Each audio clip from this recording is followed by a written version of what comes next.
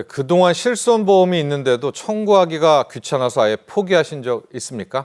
자, 이제는요, 이 실손보험금 청구 전선화되면서 아주 간편해졌다고 합니다. 어떻게 바뀌었는지 또 어떻게 해야 사용하면 되는지 보완할 점은 없는지 자세하게 얘기 나눠보죠. 이정환 한양대 경제금융학부 교수 모셨습니다. 안녕하십니까? 자, 실손보험 이게 참 뭐라고 그래야 될까요? 귀찮다고 그래야 될까요? 금액이 좀 크면은 어떻게든지 할 텐데 이게 작을 때는 많은 이제 소비자분들, 이쪽 보험 소비자분들이 그냥 신청을 안 하신다고 하는데 자, 이제 전산화가 드디어 시작이 됩니다. 크게 어떤 내용이 바뀌게 됩니까? 사실 이제 아까도 지금 AI 이야기가 계속 나오는데 우리가 원하는 거는 소비자 원하는 거는 기본적으로 봤을 때 내가 진료를 하면은 자동으로 청구가 돼서 자동으로 청구된 금액이 나한테 환급이 되는 이런 시스템이 풀리 만들어지면은 가장 좋겠다라고는 생각을 하고 있습니다. 난 가만히 있고요. 네, 아니, 내 진료는 어차피 봐야 되지만 예. 계약서를 검토하고 검토된 것에 의해서 우리가 돈을 받을 수 있으면 가장 좋겠다라고 이야기하는데 그 방향으로 가는 첫 단계로서 어떻게 보면 자동화가 좀 개선이 되었다라고 일단 말씀드릴 수 있을 것 같고요. 네. 병상 30개 이상 병원하고 보건소에서 일부 예전에는 모든 서류들을 다 받아다가 스캔해서 올려서 이래야만 이제 보험사들이 판단해서 어떻게 보면 실손 보험료를 지급받을 수가 있었는데 일부 서류에 대해서는 이제 자동화가 이루어졌다라고 아마 보시면 될 것 같고요. 예. 그다음에 그것은 이제 실손24라는 앱을 통해서 혹은 웹사이트 통해서 이루어질 수가 있다라고 아마 보시면 될 것 같습니다. 결국은 뭐 여러 가지 서류들이 있는데 뭐 계산서, 영수증, 진료비, 세부 내역 산정서, 그다음에 처방전 이렇게까지는 자동화가 될 수 있다라고 보시면 될 것 같고. 근데 실은 그 두 개면 되잖아요. 예. 예, 그렇죠. 예. 근데 이제 진단서가 좀 문제인데. 예.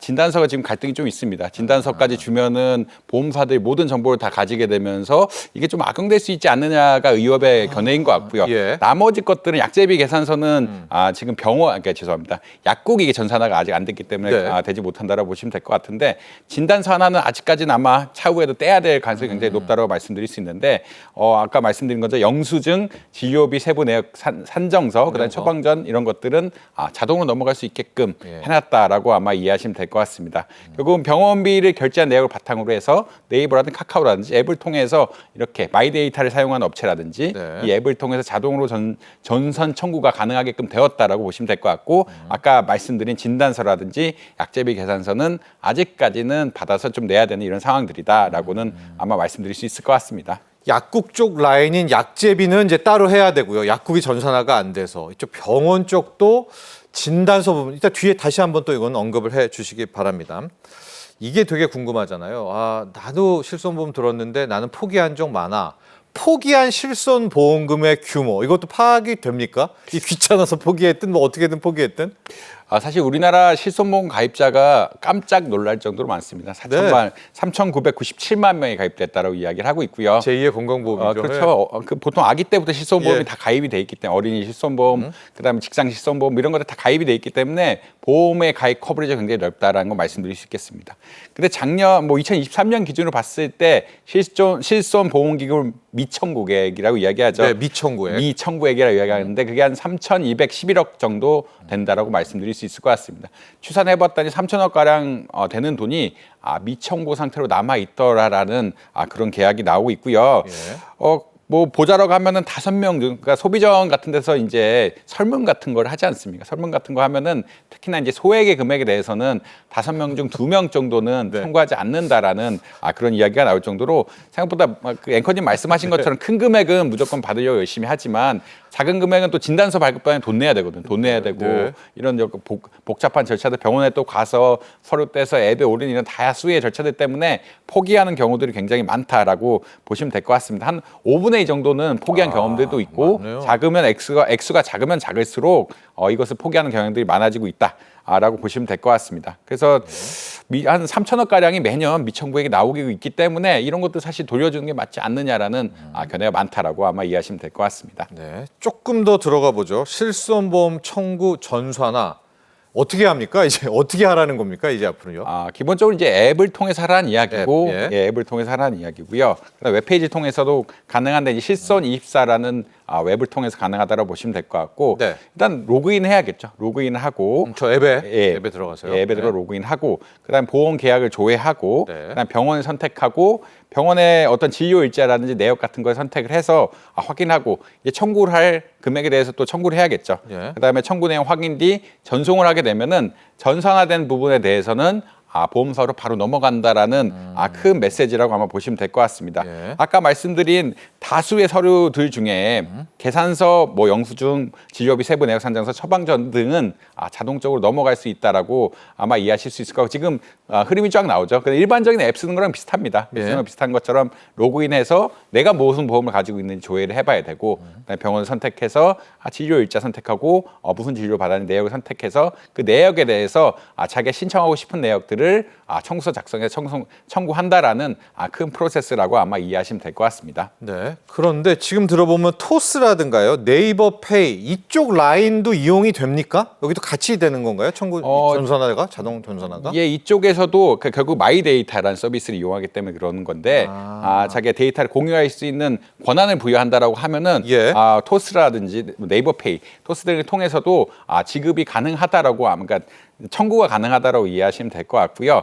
결국은 이쪽에서도 사실 클라우드 서비스라는 의료 클라우드 서비스 같은 것들을 미래 하려는 의도들이 있기 때문에 의료 정보를 많이 모으려는 그런 생각들은 분명히 지금부터 해야죠. 지금부터 하고 예. 이런 결제라든지 지금까지는 국민건강보험 데이터라든지 이런 것들에 대해서 굉장히 조금 개인정보 보호에 대해서 부담이 많아서 네. 어떻게 보자면 좀 공유가 안 되는데 이런 것들이 처리할 수 있는 시스템이 되면은 사실 플랫폼 업체 입장에서도 클라우드 서비스라든지 혹은 이 자료를 바탕으로 해서 뭐 다른 동남아 특히 네이버 같은 데는 이제 동남아 의료 서비스에 진출하겠다 이런 얘기들이 많이 나오고 있는데 이런 인센티브들이 분명히 있거든요. 그렇기 때문에 네이버 페이라든지 이런 토스, 카카오 이런 데서도 지금 마이데이터 서비스 이용한다라고 하면은 앱을 연결시켜서 자료를 전송하고 청구하는 것들이 가능하다라고 아마 이해하시면 될 것 같습니다. 거의 유사하고 동일한 기능을 수행할 수가 있다라는 점도 참조하시고요.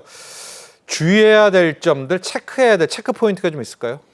일단은 이 앱이 생긴 10월 25일 이전의 것들에 대해서는 앱을 통해서 좀 청구하는 것들이 어렵다라고 아마 보시면 될 것 같고 과거 거 막 해야 되겠다는 안 되겠네요. 예. 예. 그다음에 보험 실효가 그러니까 보험금은 청구권이라는 게 있지 않습니까? 네. 몇 년 안에 지유한 것에 대해서 청구한 청구권이라고 있는데 3년 이내의 것만 이제 앞으로 될 것이다라고 아마 이해하시면 될 것 같습니다.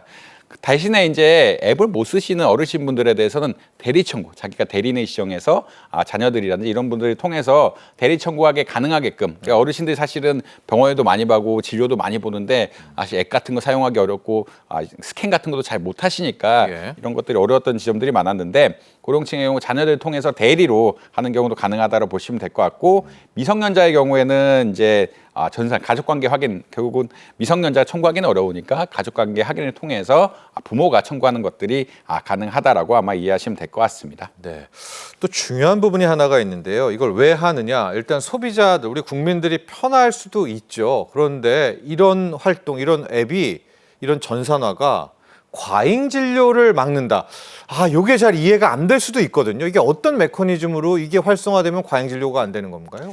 사실 이제 보험 이용자 입장에서는 굉장히 불편한 거예요. 편해지는 거죠. 예, 편해지는 거죠. 그러니까 네. 옛날에 딸 서류가 뭐 네. 6개, 7개였다라고 하면 지금 4개 정도는 커버를 해줄 거고 약제비 같은 경우에도 내년 10월쯤 되면은 이거 됩니까? 예, 된다. 예. 지금은 약국이 연결이 안 돼 있기 때문에 약제비 같은 것도 못 넘어가고 있는데 예. 약국이 연결이 된다라고 하면은 내년부터 처리할 수 있는 구조가 되면서 좀 편해진다. 다만 진단서는 아직까지 좀 이슈가 남아 있어서 네. 그러니까 의료권에서는 진단서까지 주게 되면은 모든 정보를 주게 되는 거고 이것들이 보험사에 악용될 거나 생각이 있다, 악용된다라는 그런 논리를 좀 막고 있긴 한데 뭐 그 문제를 뺀다라고 하면 나머지 서류들은 거의 전산화로 보시면 될 것 같고요.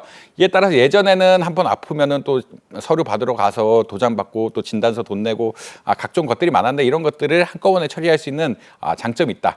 근데 이제 실손보험 입장에서도 이게 좋은 자료가 될 수 있거든요. 이게 자동화된다는 이야기는 어떤 거냐면 네.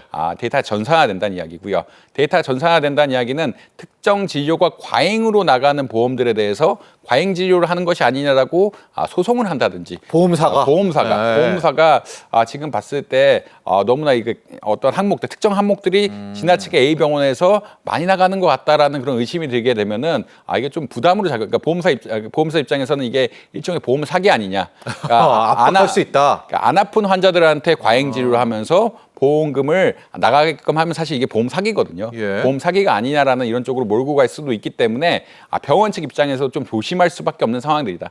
과잉 진료에 대해서 조금은 덜 할 인센티브가 생길 수밖에 없는 이런 조건이 됐다라고 보시면 될 것 같습니다. 결국은 전산화의 힘이란 거는 데이터를 모으는 것이고요. 데이터를 모았을 때 이상한 것들을 AI 이야기도 계속 나오지만 식별해내는 네. 그런 게 굉장히 중요하거든요. 보험사들은 이런 식별 시스템을 굉장히 관심이 많이 가지고 있을 거고 특정 병원의 뭐 진료 수에 비해서 어떤 항목이 과다하게 나온다는 것은 나중에 이제 법정이라든지 소송을 할 수도 있는 이런 이야기도 갈 수가 있기 때문에 예. 굉장히 뭐 유용하게 쓰일 수 있는 이런 전제다라고 아마 보시면 될 것 같습니다. 그래서 전산화를 통해서 손해율이라고 보통 이야기하는데 낸 거 대비해서 얼마나 흔히 이 보험자들 받아가느냐 이런 것들을 개선할 수 있는 사항이 될 수 있다라는 그런 측면이 있겠고요. 그다음에 보험사가 손해율을 개선하게 되면은 우리한테도 나쁘지는 않습니다. 나쁘지는 않다는 게 어떤 이야기냐면 기본적으로 보험 진료를 받는 사람들이 균등하게 많이 받는 게 아니라 그렇죠. 일부 네. 쇼핑하는 분들이 많이 받고 있기 때문에 이들이 손해율을 높이게 되면은 다른 선량한 보험 가입, 병원 갈 네. 시간도 없어서 뭐 실손보험 못 받는 이런 분들이 피해를 많이 볼 수밖에 없거든요. 이게 왜냐면 이게 계속 올라요. 계속 보험료가. 오르죠. 보험료 예. 계속 오르고 이쪽에서 한쪽에서 진단이 많이 받게 되면은 지급이 많아지게 되고 지급이 많아지게 되면은 보험사는 어차피 총액을 가지고 네. 손해율을 계산하기 때문에 이 손해율 계산한 것들이 우리에게 피해를 올 수 있는 선량한 보험 가입자인데 피해를 올 수 있는 이런 구조가 되기 때문에 보험 가입자 입장에서도 시간을 줄이는 것뿐만 아니라 과잉 진료를 그러니까 선량한 보험 가입자라면은 과잉 진료를 막으면서 보험료를 향후에 낮출 수도 있는 이런 기제가 될 수 있다라고는 아마 보시면 될 것 같습니다. 네. 그래서 이 실손보험 전산화에 대한 오해가 우리는 보험사가 싫어한다 이렇게 생각을 하겠지만은 병원이 오히려 좀 꺼리는 또 그런 속내가 있거든요. 실제로 지금 보면 병원들의 참여율이 그렇게 높지 않다. 사실인가요? 어느 정도입니까, 현황이? 이제 상급 종합병원이라고 이야기하죠. 우리가 알고 있는 5대 병원 같은 대형 종합병원은 당연히 참여를 하고 있고요. 네. 그러니까 일반 종합병원도 60% 이상, 뭐 70% 이상 참여를 하고 있는데 네. 30위 이상의 중소형 병원들은 어떤 병상이 30개 이상인 중소형 병원들에서는 아직은 참여율이 높지 않다라고 이야기하고 있습니다. 지금 참여율이 높고 이게 표가 나오고 있는데 예. 보건소는 100%죠. 보험소는 100%고 그렇죠. 공공 성격이니까. 공공 성격이니까 100% 가야 되고 상급 종합 우리가 대형 병원들도 100%인데 일반 종합병원이 낮아지고 보건소를 제외하고 하면은 17.3%밖에 안 되기 때문에 예. 대상 기간 전체로 따지면 50%밖에 안 되는 이런 구조가 나온다라고 아마 이해를 하시면 될 것 같습니다. 결국은 작은 병원들은 이것을 전산화해서 하는 것들도 비용도 비용이고 EMR 시스템이라는 어떤 시스템 같은 것들 도입해가지고 해야 되는 전산화 비용도 부담이고 예. 그다음에 이것을 통해서 혹시나 말씀드린 것처럼 페널티 같은 것들이 올 수도 있는 상황들이기 때문에 이렇게 적극적으로 나서고 있지는 않은 상황들이다. 보험사한테 데이터를 준다는 것이 꼭 좋은 것만은 아니거든요. 보험사, 그러니까 병원 입장에서는 늘 예전에 신청하면은 받을 수 있었던 돈이었는데 이제 꼬리표가 달리면서 너무 많이 신청한 것들이 아니냐 이런 전산화되는 것들이 꼭 좋은 입장만은 아니기 때문에 이번 중소형 병원에서는 이 일종의 비용 부담, EMR 시스템 구축 같은 어떤 전산화 시스템에 대한 비용 부담이 하나가 있고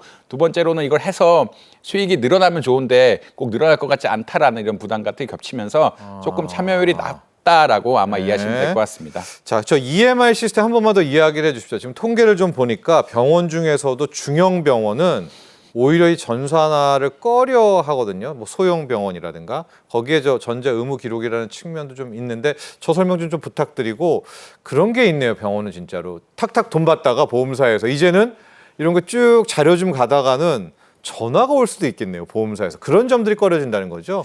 예, EMR 시스템이란 네. 거는 환자의 이제 진료 기록이라든지 이런 것들 전산으로 만들어서 어떻게 보면 보관 기록할 수 있는 이 시스템이라고 이야기할 수 있겠고요.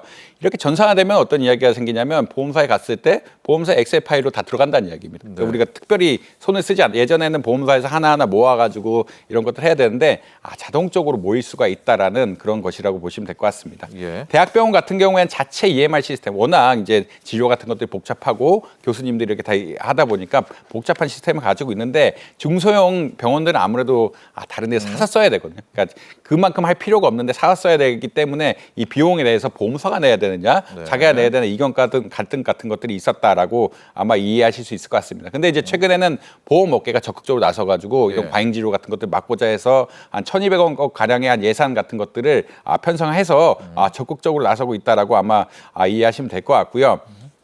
그럼에도 불구하고 이제 EMR 시스템에 대해서 아무래도 좀 천천히 도입할 인센티브는 병원들이 분명히 있다. 왜냐하면 예. 긍정적이지 않은 부분들이 분명히 있기 그 때문에. 부분인데요. 예. 교수님 어떻게 하면 좀 우리가 독려할 수 있을까요? 왜냐하면 이게 우리 국민들 입장에서는 빨리 뭐 진단서도 그렇고 빨리빨리 됐으면 좋겠는데 병원들의 참여가 이렇게 적극적이 아니라면 이거 어떻게 하죠? 뭐 좀 독려해야 될 거 아니겠습니까? 사실 이제 의료비 문제가 이제 앞으로도 계속 심해질 거라고 이야기하고 있고요. 이런 전반적인 과정 하에서 보험사들도 아까 투자를 하면서 EMR 시스템을 개발하고 실손보험의 과잉 지급 같은 것들 막고자 하는 그런 이슈가 계속 생기거든요. 그러니까 아무래도 국민의 의료비가 국민 건강보험하면 실손보험 이 양쪽으로 지금 나눠져 있는 상태이고 실손보험들 굉장히 쓰는 빈도가 많은데 의료비가 늘어가게 되면 다른 쪽에 또 노인분들 이런 거 많이 쓰시는데 부담이 간다라고 아마 이해하시면 될 것 같습니다. 결국은 강제화하는 수밖에는 없다. 이게 얼굴로 어떻게 보면은 공공의 의료 서비스 비용이란 게 있고 의료 서비스 비용이란 것이 고령화가 되면 될수록 굉장히 폭증한다고 이야기하고 있거든요. 네. 현재만 봐도 그게 국민건강보험 이야기긴 하지만 의료비의 한 40% 정도는 60대 이상이 쓰고 있습니다. 그러니까 이제 인구랑은 인구 구조 굉장히 밀접한 이런 관련들이 있기 때문에 이런 인구 구조의 문제에서 해결할 수 있는 것들이 있을 수가 있고요. 그다음에 아무래도 지금 의협에서 계속 이야기하는 것처럼 수가 관련 인센티브라든지 개선 같은 걸 통해서 의사들도 이제 정상적인 진료를 통해서 돈을 벌어갈 수 있는 이런 구조들을 같이 만들어줘야 되는 이런 것이 필요하다. 결국은 이런 제도가 나라 경제 전체를 위해서 굉장히 중요한 게 복지 제도고 맞아요. 의료비 지출이 향후 어마어마하게 늘어날 것이라고 생각을 하고 있기 때문에 이걸 관리해야 된다는 건 분명한 사실이고 이런 것들에 대해서 인센티브를 주면서 이게 의료비의 적정 수가를 책정하는 인센티브를 주면서 과잉진료를 맞는 시스템 하나 만드는 것과 동시에 이런 강제성을 부여하면서 강제 부여하지 않으면 벌금이 된다는 이런 시스템을 같이 도입해야 될 이런 상황들이다라고 아마 보시면 될 것 같습니다. 네. 실손보험 아마 좀 활용해 보신 분들은 그 중요성을 많이 느끼셨을 겁니다. 실손보험 있을 때 참 정말 뭐 재정적으로나 경제적으로 도움이 되는데 문제는 지금 상태로 실손보험을 갖다가는 정말 우리의 보험료가 기하급수적으로 폭등할 수밖에 없죠. 뭐 교수님 잠깐 앞서 얘기했지만은 이게 이제 이용하시는 분들이 뭐 대표적인 게 도수 치료잖아요. 막 이용해 버려 가지고 지금 거의 매년 이 보험사들의 적자가 이제 확대가 되고 이 존폐 위기에도 올리고 있고요. 뭐 실제 최근에 이 실손보험들은 그렇게 또 서비스가 좋은 건 아니고요. 그래서 표준화 약관 이런 이야기 나오고 있는데 이것도 논란이 있기는 하지만 어떻게 하자는 건지만 우리 끝으로 한번 요약해 주시죠. 아까 말씀드린 것처럼 이제 그 보험료들이 일부 쇼핑하는 사람들이 도수치료 같은 것들을 굉장히 많이 받았다. 그래서 한 해 200만 원 이상 쓴다라는 뭐 그런 케이스도 굉장히 많이 나. 백내장도 또 한때 엄청 났었죠. 예, 백내장 시술이라든지 이런 도수 치료 같은 것들이 사실 아프면 받아야 되는데 네. 백내장도 약간 있으면 받아야 되긴 하지만 과잉 진료를 하면서 이것을 돈을 많이 받아가게끔 하는 이런 구조를 만든 것은 좀 불편하다라는 그런 입장들이 굉장히 많고요. 네. 이런 것들이 아까 말씀드린 것 도덕적 해이 문제와 연결이 되면서 건실한 어떤 보험을 많이 내는 대다수의 분들은 병원 갈 시간도 가입자들. 없고 네. 가더라도 이제 치료를 별로 많이 받지 않는데 이런 상황들이 발생하게 문제가 된다라고 아마 보시면 될 것 같습니다. 지금 비급여 물리치료, 아까 도수치료 같은 것들에 의한 손실보험금, 실손보험금 지급 현황이 나오는데 2조 이상, 2023년에 2조 이상 나올 정도로 굉장히 많이 나오고 올해도 한 30% 거의 25% 30% 이상 늘면서 2조 8천억이 될 거라고 예상을 하고 있기 때문에 이런 것들이 나머지한테 자꾸 쏠리고 있다라고 아마 보시면 될 것 같습니다. 그래서 도수치료 같은 것들은 룰들을 그러니까 표준 약관이란 거는 도수치료를 받아야 되는 상황이 언제다라는 것들 규칙을 정해가지고 체크리스트 같은 체크리스트 같은 걸 정해가지고 이때에 문제가 생기면 받아라. 그러니까 개인이 사실 도수 치료를 받을 경우는 우리가 아프다 하면 많이 받거든요. 우리가 아프다라고 하면은 보통 그때 병원에서 도수 치료 받으라고 해주고 20회까지는 어차피 실손보험에서 다 커버가 되니까 받으라는 서비스를 해주는데 어떤 상황이 표준 약관에 도입한다는 것은 특정 조건이 만족할 때 그래야만 이제 어떻게 보면 도수 치료를 받을 수 있게 한다든지 아니면 다른 치료, 백내장 치료 같은 것도 어느 정도 나빠졌을 때 받게끔 하는 이런 그러니까 개인의 자발적인 선택이라든지 의사들의 어떤 권고에 의해서만 받지 않게 하는 이런 표준화는 약간은 만든다라고 아마 이해하시면 될 것 같습니다. 네, 그렇습니다. 자, 실손보험 자동 청구 전산화 시스템에 대한 이야기와 함께 그 이면에 있는 병원과 보험사들의 속내에 대한 부분까지도 함께 살펴봤습니다. 이정환 한양대 경제금융학부 교수와 함께했습니다. 오늘 감사합니다.